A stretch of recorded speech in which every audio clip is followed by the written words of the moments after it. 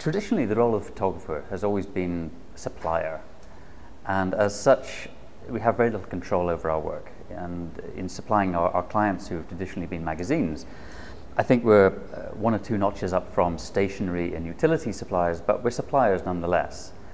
And what I'm working towards with VII is to transition from being suppliers to being publishers. And as in the role of publisher, one has an entirely different relationship with the audience. We're no longer being mediated by other people. The choices about the stories we tell, the way in which we tell them, is controlled by us rather than by the intermediary. And so the role of the magazine is twofold. It's partly to give the photographers a stronger voice, to be able to tell the stories as they seem important to them, but also, and very importantly, a commercial model as well.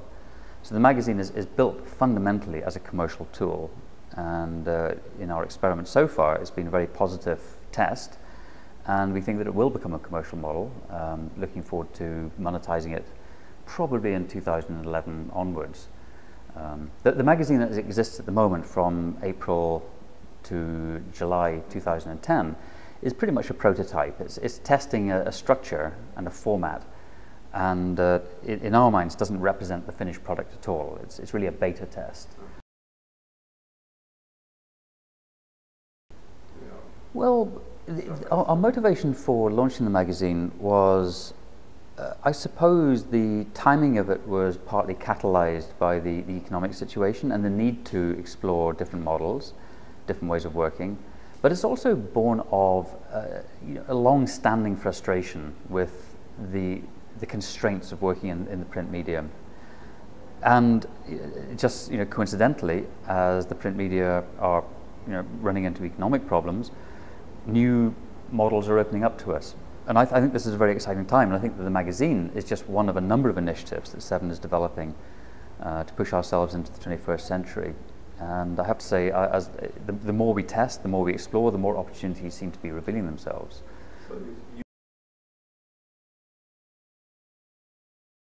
We considered the economic model of VII, the magazine, very carefully. And in fact, I partnered with an advertising agency to develop the product, which is kind of interesting, is that traditionally one would have thought that VII would associate with a publishing house or a magazine publisher to do something.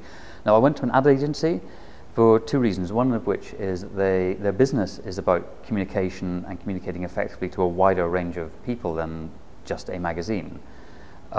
Also because they come at it with a very commercial perspective. How is the economic model working here? And it's, I hear it said a lot that the advertising model is not working for magazines online. And I can see several reasons for that. One of which is that general readership magazines are now, it's a somewhat archaic model. And the notion of bundling general interest issues into one product was driven by the manufacture and distribution of news in the 20th century. So it became economic to bundle travel, international news, crosswords, horoscopes, into a magazine for the purposes of distribution. And it made sense when you're working in print. It doesn't really work. It doesn't really make sense online.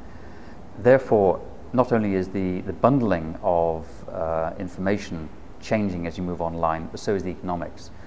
Obviously, the economics to produce a printed magazine are very different from the economics of doing an online magazine.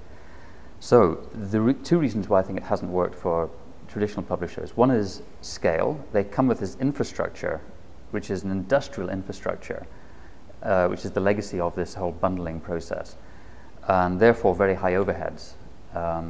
And all the overheads associated with that of owning property, of big staff, of all the things is one aspect. VII has none of that. We have a very light overhead. In fact, we have 7 employees. We're tiny. So the overhead is very key. And as the overheads come down, it becomes much more feasible to generate meaningful revenue and profit. VII isn't trying to produce a general interest magazine.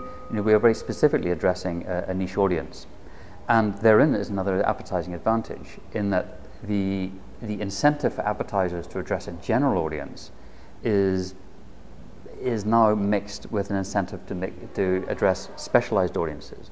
And that's what VII is introducing, is that we may not have the biggest numbers, but we have a very dedicated group of followers. So the people who are coming to VII to look at the VII magazine are really interested. We're getting very high rates of viewership and of click-through, which of course then becomes very interesting to very specific areas of advertising. I see the magazines as currently very important in VII's practice and the photographer's practice, and continuing to be very important, but not as clients. And I think it's really important to recognize that there is an economic shift, that the days of the photographer magazine as supplier client is really pretty much over. But the magazines as a distribution partner, I see as being absolutely huge, and increasingly I'm doing negotiations with magazines whereby they're getting material for lower fees, but which has been funded from elsewhere.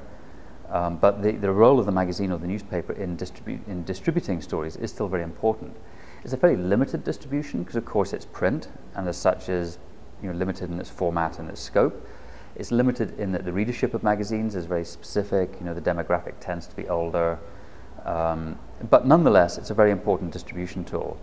But what's important, I think, in the whole new world is that we're free now of a single model. Traditionally, the role of the photojournalist was to supply print publications, newspapers, magazines, and that was pretty much it.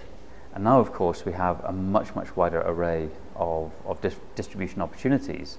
So it's more about collaborating with magazines in a distribution network, in a more imaginative way, no longer in just a single exclusive, one usage, and then it's over kind of relationship.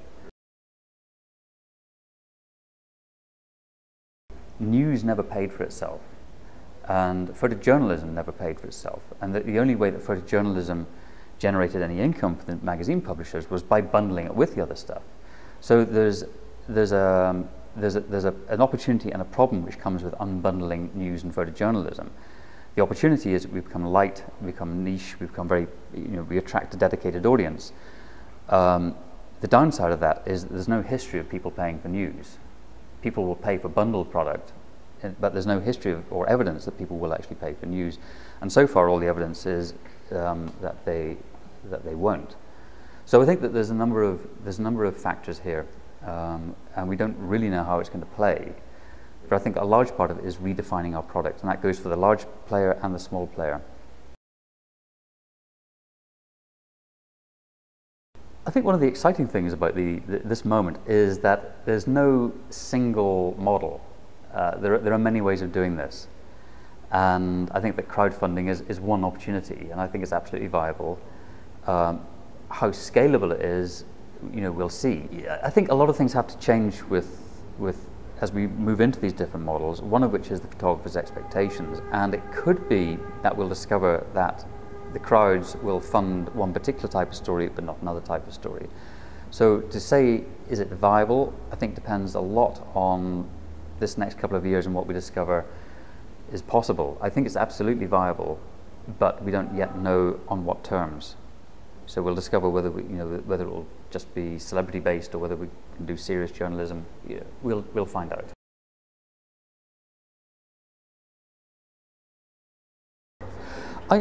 I think that VII has a number of privileges, and I think there are three qualities at VII which I think which together are quite rare and make it very valuable. Which is that it's small, therefore it's quite nimble.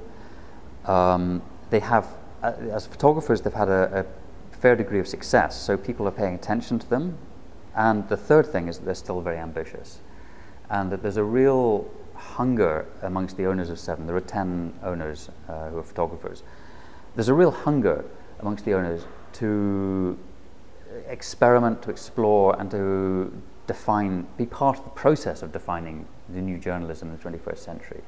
So my task with VII is on the one hand very difficult, trying to harness all this energy and to make it work, on the other hand very easy because there's a tremendous willingness amongst the owners to push forwards. Having said that, I think that the opportunities and the problems facing all of us in the industry are actually very similar at this point, and I believe very strongly actually that the challenge facing a young person coming into the industry, age 20, is not so different from the challenges facing an established photojournalist who's been doing this for 20 or 30 years. I think that we have different attributes, we have different assets, and we have different opportunities, but ultimately the challenge is one of imagination. We're all having to reinvent what we do, how we do it, and as such, with all the advantages that come with having a brand and having a reputation, there are certain limitations that come with that as well. That one is, to some extent, defined by the practice you've had for the last 30 years, and that definition may exclude you from accessing other parts of the market. Whereas coming into fresh into the market, you don't have a reputation, so you don't have the benefits of some people knowing your name. But at the same time, you're much more open and freer to create a definition for yourself, a brand for yourself. So I think that really the key moving forwards for all of us is imagination, and none of us can rely on the success that we've had in the past.